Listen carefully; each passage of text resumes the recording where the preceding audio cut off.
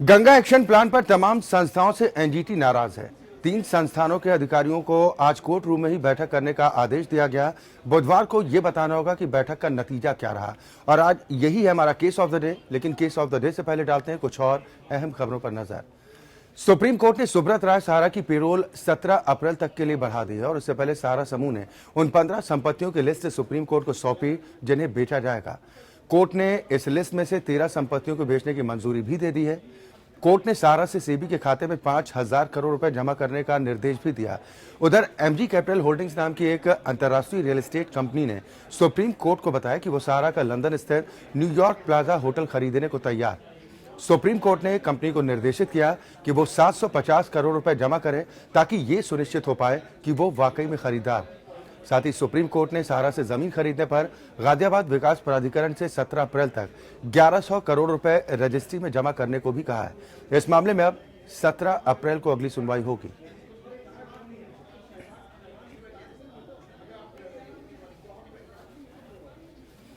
विवेक हमारे संवाददाता इस खबर पर ज्यादा जानकारी के साथ जुड़ रहे हैं। विवेक, और क्या कुछ कोर्ट की तरफ से निर्देशित किया गया है और साथ ही जिन 13 संपत्तियों की बात कही गई है, ये संपत्तियां भारत के अलावा और किन किन देशों में है? जहाँ तक अक्षय जो प्रॉपर्टीज की लिस्ट दी गई, आज 15 प्रॉपर्टीज की लिस्ट दी गई थी, उसमें एक न्यूयॉर्क का होटल प्लाजा भी है जिसमें जो उनके बायर्स थे एमजी इंटरनेशनल ग्रुप के जो उनकी कंपनी है वो भी आए हुए थे। उनकी तरफ से वकील खड़ा था, उसने भी कहा कि हमें प्रॉपर्टी लेने में इंटरेस्टेड है। तो उसने जो प्रॉपर्टी की लिस्ट दी गई थी, उस प्रॉपर्टी में जितनी प्रॉपर्टीज है उनकी लिस्ट में उनके नाम के साथ उनकी वैल्यू जो उन लोगों ने सहारा की तरफ से इसको वैल्यूएट करके रखा था उसकी भी दी गई थी। इसमें से फिर जब बात सामने आई तो उसमें एमजी इंटरनेशनल जो ग्रुप है उसने इसमें स्टेक की बात कही और वो लेना चाहती थी। तो उसने जो उसका रेट 5,000 करोड़ के करीब बताया था। तो उसने कहा कि कोर्ट ने ये कहा कि अगर आप इसमें इंटरेस्टेड लेने के लिए तो सबसे पहले 2,000 करोड़ रुपए बोनाफाइडी के लिए अपना इंटरेस्ट दिखाने के लिए जमा किए। तो उसने अपनी विलिंगनेस जाहिर नहीं की। तो कोर्ट ने ये कहा कि ठीक है, आप इतना कम समय है, इतनी जल्दी नहीं कर सकते, तो 7,500 करोड़ रुपए 750 करोड़ रुपए आप कोर्ट में जमा कीजिए, तब आपकी विलिंगनेस समझ में आती है। वैसे ही गाजियाबाद में जो प्रॉपर्टी है वो 91 एकड़ का जो एरिया था जिसको सहारा की जो प्रॉपर्टी थी उसने गाजियाबाद में एक्वायर किया था, उसकी जो प्रॉपर्टी वो 11,000 करोड़ के करीब 1100 करोड़ रुपए के करीब बताई गई थी। तो उसको भी कोर्ट ने कहा कि अगर ये प्रॉपर्टी की वैल्यू इतनी होती है तो आप इस प्रॉपर्टी को गाजियाबाद डेवलपमेंट अथॉरिटी जो है वो सुप्रीम कोर्ट में बिहाफ ऑफ सहारा वो सेबी के पास जमा करे। इसके अलावा जो प्रॉपर्टीज बचती हैं उन प्रॉपर्टीज को सेल करने की इजाजत सुप्रीम कोर्ट ने दी और ये कहा है कि अगर जो इसके अलावा बची हुई प्रॉपर्टी है जो उनकी देनदारी बचती है तकरीबन 5,000 कुछ करोड़ की है, तो उससे बचने के लिए अगर आप ये चाहते हैं तो इसको 7 अप्रैल तक कोर्ट में जमा कीजिए। चलिए, बिल्कुल बिल्कुल, बहुत शुक्रिया विवेक इस खबर पर तमाम जानकारी और बातचीत के लिए। तो अब सुब्रत राय सहारा की पेरोल 7 अप्रैल तक के बढ़ाने के निर्देश दे दिए गए हैं। साथ ही 5,000 करोड़ रुपए जमा कराने को भी कहा गया और जो 15 संपत्तियों की सूची सहारा की तरफ से सौंपी गई थी उनमें से 13 संपत्तियों को बेचने की मंजूरी भी अदालत की तरफ से दे दी गई। वहीं उपहार अग्निकांड में दोषी गोपाल अंसल की अर्जी पर सुप्रीम कोर्ट शुक्रवार को सुनवाई करेगा। गोपाल अंसल ने सुप्रीम कोर्ट में सजा कम करने के लिए अर्जी दी। गोपाल अंसल ने समानता के आधार पर अदालत के आदेश में सुधार की अपील भी की है। दोषी की ओर से इस मामले में आज ही सुनवाई की दलील पर कोर्ट ने कहा कि वो फौरन कोई राहत नहीं दे सकता और सुनवाई का इंतजार करना होगा। गोपाल अंसल की ओर से राम जेठमलानी अपनी दलीलें रख रहे थे। जेठमलानी ने सुशील अंसल की उम्र को ध्यान में रखते हुए जेल भेजने से छूट मिलने का हवाला देते हुए कहा था कि उनके मुवक्किल गोपाल अंसल भी सुशील अंसल की तरह बढ़ती उम्र की बीमारियों से परेशान और इसीलिए उन्हें जेल नहीं भेजा जाना चाहिए। इस महीने की 9 तारीख को सुप्रीम कोर्ट की 3 सदस्यीय बेंच ने मालिक गोपाल अंसल को 1 साल की कैद की सजा सुनाई थी और 4 हफ्ते में सरेंडर का आदेश भी दिया था। कोर्ट ने सुशील अंसल की उम्र को देखते हुए राहत दे दी थी।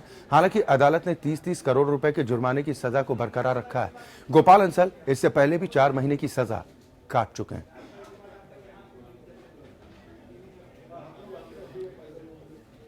हरसिमरत हमारे साथ इस खबर पर ज्यादा बातचीत के साथ जुड़ गए। इंडिया लीगल रिसर्च फाउंडेशन के सदस्य हैं हर्ष, और क्या कुछ कोर्ट की तरफ से इस पूरे मामले को लेकर कहा गया, साथ ही जो सुनवाई के लिए कहा गया कि इस मामले में फौरन सुनवाई भी हो जाए, तो इसको लेकर क्या कुछ दलीलें दी थी अदालत की तरफ से? कोर्ट ने कहा है कि शुक्रवार को वो अर्जी सुनेगा इसमें उन्होंने अग्निकांड के दोषी गोपाल अंसल को 1 साल की, उन्होंने कहा है कि वो उन्होंने जो है सुप्रीम कोर्ट में अर्जी लगाई है कि हमारी सजा कम कर दी जाए, ये देखते हुए कि उनकी भी उम्र है, उनको भी बढ़ती उम्र की बीमारियों से गुजरना पड़ रहा है। इसको देखते हुए उन्होंने भी अपनी सजा को कम कराने की अपील करी है। और इसमें सुप्रीम कोर्ट ने उनको बोला है कि जो है आपको 1 साल का समय, आपके पास 1 साल की उनको, मतलब जिसमें वो 4 महीने की सजा तो वो काट ही चुके हैं, और जो है उन्होंने अभी उनकी सजा को बरकरार रखने के लिए कहा है, और बाकी की उनकी जो सुनवाई है वो शुक्रवार को करने के लिए सुप्रीम कोर्ट ने ऐसा कहा है। बिल्कुल हर्ष, अगर वरिष्ठ अधिवक्ता राम जेठमलानी की बात की जाए तो उनकी तरफ से तर्क तो बहुत दिए गए थे, दलीलें काफी माननीय अदालत के सामने रखी गई कि उम्र को आधार मानकर, साथ ही बढ़ती उम्र के साथ जो बीमारियां घर कर जाती हैं उनको लेकर थोड़ी नरमी बरती जाए, तो इसको लेकर कोर्ट का क्या रुख था?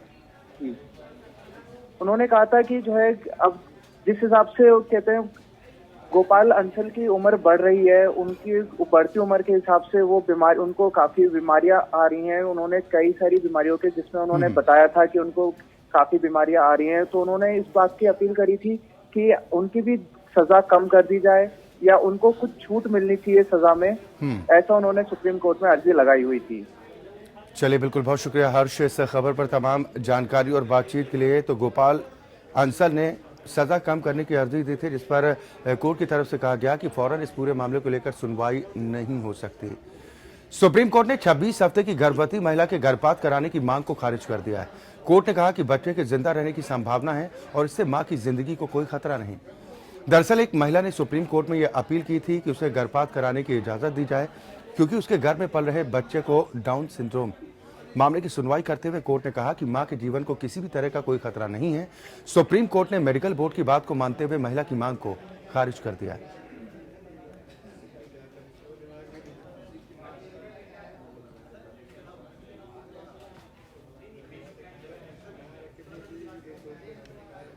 उधर दिल्ली में ऐप आधारित टैक्सी सेवा के मामले में आज सुनवाई के बाद दिल्ली हाईकोर्ट ने मामले में मध्यस्थ नियुक्त करने का आदेश दिया है। साथ ही कहा कि अंतरिम आदेश लागू रहेगा।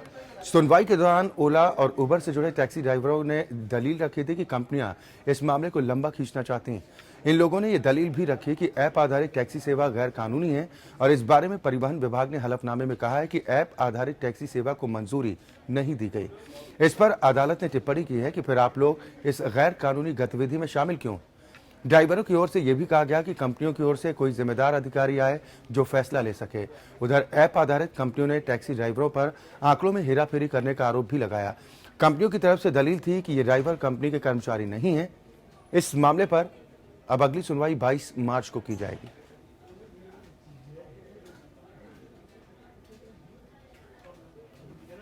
चंदन गोस्वामी इस खबर पर ज्यादा चर्चा और बातचीत के साथ जुड़ गए हैं। इंडिया लीगल रिसर्च फाउंडेशन के सदस्य हैं। चंदन, जो मध्यस्थ की बात कही गई है, ये कब तक नियुक्त करने को कहा गया है?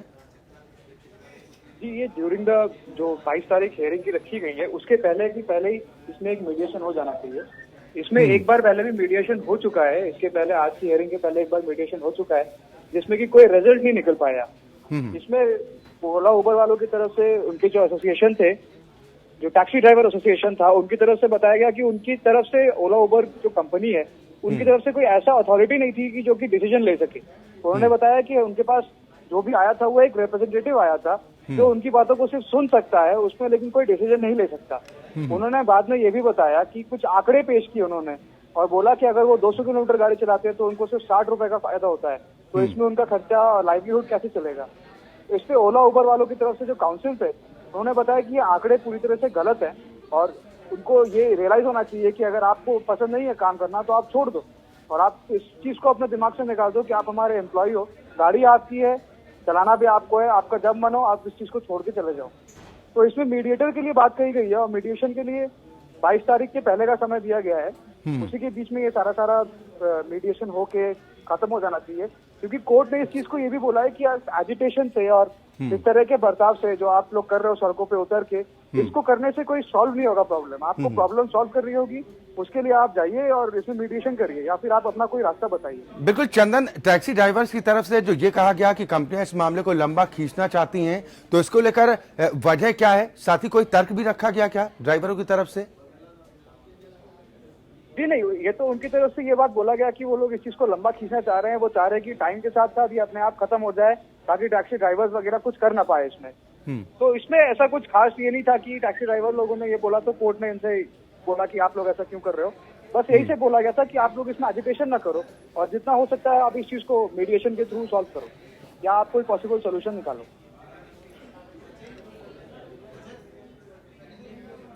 चलिए, बिल्कुल, बहुत शुक्रिया चंदन इस खबर पर तमाम जानकारी और बातचीत के लिए। तो कोर्ट की तरफ से मध्यस्थ नियुक्त करने को कहा गया है और अब इस पूरे मामले को लेकर जो अगली सुनवाई है वो 22 मार्च को की जानी है। वहीं पंजाब और हरियाणा हाईकोर्ट में जाट आरक्षण आंदोलन के दौरान हुए मुरथल गैंगरेप मामले की ट्रायल कोर्ट में चल रही सुनवाई करने वाली जज पर दबाव बनाने का मामला सामने आया। हाईकोर्ट ने कहा कि जज पर दबाव बनाया जा रहा है और ये स्थिति ठीक नहीं। हरियाणा सरकार ने हाईकोर्ट को आश्वस्त किया है कि वो प्रशासनिक स्तर पर जज से दबाव बनाने वाले का नाम पूछेगा और मामले में सरकार कार्रवाई करने में पूरा सहयोग भी करेगी। हाईकोर्ट ने सुनवाई अब 16 मार्च तक के लिए टाल दी।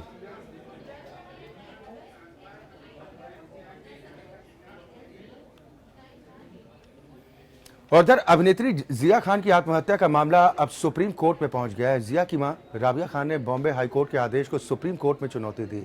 इससे पहले बॉम्बे हाईकोर्ट ने बॉलीवुड अभिनेत्री जिया खान की आत्महत्या के मामले में एसआईटी बनाने की याचिका को खारिज कर दिया था।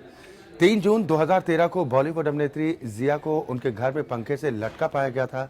मुंबई पुलिस की ओर से खुदकुशी का मामला दर्ज किया गया, लेकिन जिया की मां राबिया खान ने जिया के दोस्त सूरज पंचोली पर जिया को आत्महत्या के लिए उकसाने का आरोप लगाया था।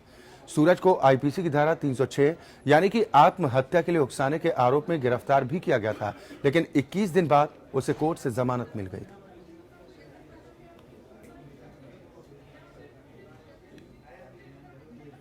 और इधर अभिनेता रजनीकांत के दामाद और एक्टर धनुष मद्रास हाईकोर्ट की मदुरई बेंच में पेश हुए।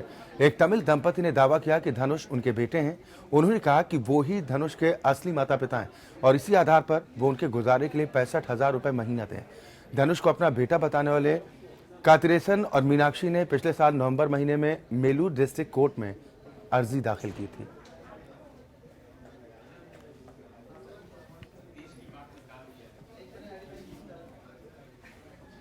अब बात करते हैं केस ऑफ द डे की।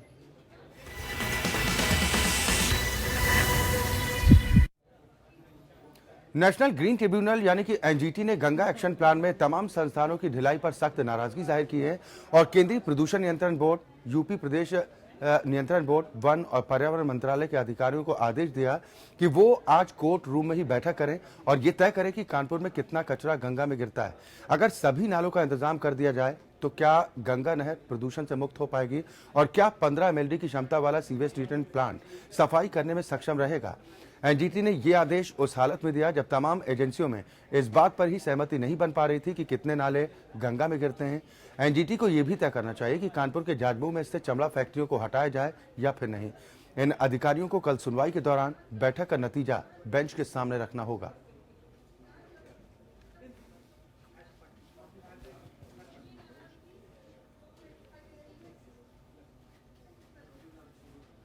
तो पर्यावरण से जुड़ी एजेंसियों को यह निर्देश दिया गया था एनजीटी की ओर से। सत्यार्थ गुप्ता इस खबर पर ज्यादा चर्चा और बातचीत के साथ जुड़ गए हैं। इंडिया लीगल रिसर्च फाउंडेशन के सदस्य हैं सत्यार्थ। एनजीटी लगातार इस पूरे मामले को लेकर सख्ती बरतता रहा है, लेकिन जो प्रदूषण नियंत्रण बोर्डों की तरफ से लापरवाही भी खूब की गई है। अब जब आज कोर्ट रूम में ही बैठक करने को कहा है और ये कहा कि आप अपना जवाब तैयार कीजिए, तो अब कल जब बुधवार को अपना जवाब देना होगा तो क्या कुछ तैयारी होगी इन बोर्डों की तरफ से? जी, आज कोर्ट ने जो एक इशू था गंगा क्लीन का, उस पर कोर्ट ने एक ऑर्डर देते हुए कहा कि रोज का रोज ये सुनवाई चल रही है और आप लोगों की तरफ से कोई भी कोऑर्डिनेशन नहीं दिखाई दे रहा है, तो इसलिए आप ministry of environment and ministry of water and UPCB, Uttar Pradesh pollution control board और सेंट्रल पॉल्यूशन कंट्रोल बोर्ड के ऑफिसर्स को कहा कि आप आपस में एक मीटिंग होल्ड करिए, जो कि 2 बजे के आसपास आप करिए लंच के टाइम पे, और उस लंच के टाइम में ये 3 पॉइंट डिस्कस करिए। 3 पॉइंट्स पे ही फोकस करिए अपना कि जो प्रॉपर नाले कानपुर में गिर रहे हैं क्या उनसे एफ्लुएंट गंगा में जाएगा या नहीं जाएगा। अगर हम प्रॉपर टेक केयर करते हैं, दूसरी चीज, कितना सीवेज आप डिस्चार्ज कर रहे हैं, कितना सीवेज, किस नाले से कितना सीवेज डिस्चार्ज हो रहा है, इस पर आपका फोकस होना चाहिए। और तीसरा उन्होंने कहा कि अगर हम 15 MLD का जो STP सीवेज ट्रीटमेंट प्लांट जो प्रपोज्ड है, ठीक, अगर उसको हम लगाते हैं तो क्या गंगा पूरी तरह से क्लीन हो जाएगी, या वो अपनी क्षमता से काम करेगा, या कितनी हमको क्षमता का STP लगाना चाहिए। तो इन 3 पॉइंट्स पे आप अपनी डिबेट को डिस्कस करिए, डिबेट में सारी चीजें डिस्कस करिए, और कल आप उम्मीद सत्यात की जाए कल जो बैठक का नतीजा है वो कम से कम बताना होगा कि क्या कुछ जवाब दाखिल होता है। लेकिन हैरानी तो इस बात को है कि एजेंसियों को इस बात पर भी अभी सहमति उनमें नहीं बन पा रही है कि कितने ऐसे नाले हैं जो गंगा, वही बात है कि एजेंसीज में आपस में ही कोऑर्डिनेशन नहीं है। किसी को कोई कुछ डेटा देता है, कोई एजेंसी कुछ डेटा देती है, किसी को कुछ पता नहीं रहता है कि कौन क्या बोल रहा है, DPR में क्या लिखा है, वो क्या बोल रहे हैं, इस पे भी उनको कोई एक राय नहीं बन पाती है। इसलिए कोर्ट ने तीनों को कहा कि आप कोर्ट रूम में ही रहिए और आपस में डिस्कस करिए, हो सकता है कि कल कुछ पॉजिटिव रिजल्ट देखने को मिले। चलिए, बिल्कुल, बहुत शुक्रिया सत्यार्थ इस खबर पर तमाम चर्चा और बातचीत के लिए। तो NGT लगातार इस पूरे मामले को लेकर सख्ती बरत रहा और आज तीनों बोर्डों को कोर्ट रूम में ही बैठक करने का निर्देश दिया गया था और साथ में ये कहा गया कि बुधवार को जो भी जवाब आप लोगों की तरफ से तैयार किया गया है वो जवाब NGT के सामने रखना होगा। वही इलाहाबाद हाईकोर्ट ने शियार्ट्स एग्रीकल्चरल यूनिवर्सिटी में मारपीट के मामले की जांच कर रहे इलाहाबाद के SP क्राइम के तबादले पर नाराजगी जाहिर की है। हाईकोर्ट ने पूछा है कि क्या निर्वाचन आयोग को मामले की जानकारी नहीं थी। इस मामले में बाहुबली नेता और पूर्व सांसद अतीक अहमद आरोपी हैं और SP क्राइम इलाहाबाद हाईकोर्ट के निर्देश पर जांच पड़ताल कर रहे थे। हाईकोर्ट ने निर्वाचन आयोग के वकील को तलब किया। हाईकोर्ट ने चुनाव आयोग को SP क्राइम के ट्रांसफर के आदेश की कॉपी बुधवार को अदालत के सामने पेश करने का निर्देश दिया है। इलाहाबाद हाईकोर्ट ने आज अपना रुख और सख्त करते हुए कहा कि जिन हत्या के मामलों में अतीक अहमद आरोपी है उस पर राज्य सरकार क्या कार्रवाई कर रही। पूरे मामले पर अब कल यानी कि बुधवार को चीफ जस्टिस DB भोसले और जस्टिस यशवंत वर्मा की डिवीजन बेंच सुनवाई करेगी।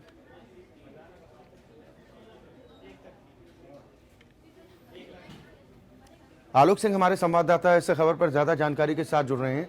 आलोक, ये समझ में आ पा रहा है कि आखिर तबादला किन परिस्थितियों में किया गया, और जैसा कि सवाल भी उठाया गया माननीय अदालत की तरफ से कि क्या चुनाव आयोग को इस बात की जानकारी नहीं है कि अतीक अहमद पर किस तरह के संगीन केस चल रहे हैं और जांच चल रही है, जांच सौंपी गई SP क्राइम को, उनका ही तबादला हो जाता है। जी बिल्कुल, अच्छा, जिस तरीके से सियाट्स में 14 दिसंबर 2016 को पूर्व सांसद अतीक अहमद और उसके करीब 50 गुर्गों ने मारपीट की थी, बवाल की थी और उसके बाद उनकी गिरफ्तारी नहीं हो रही थी, जिस पर राम किशन सिंह जो चीफ प्रॉक्टर थे उन्होंने एक याचिका दाखिल की और इलाहाबाद हाईकोर्ट के सख्त रुख के बाद अतीक अहमद की 11 फरवरी को गिरफ्तारी हुई थी और पूरे मामले की जांच इलाहाबाद हाईकोर्ट के आदेश पर इलाहाबाद के SP क्राइम रहे इरफान अंसारी को सौंपी गई थी। इरफान अंसारी की जो छवि है वो बेहद ईमानदार अधिकारियों में मानी जाती है यूपी के। उनका बीते हफ्ते तबादला कर दिया गया और उन्हें अपर पुलिस अधीक्षक पुलिस मुख्यालय बनाया गया और अपर पुलिस अधीक्षक पुलिस मुख्यालय प्रकाश स्वरूप पांडे को इलाहाबाद का नया SP क्राइम बनाया गया था।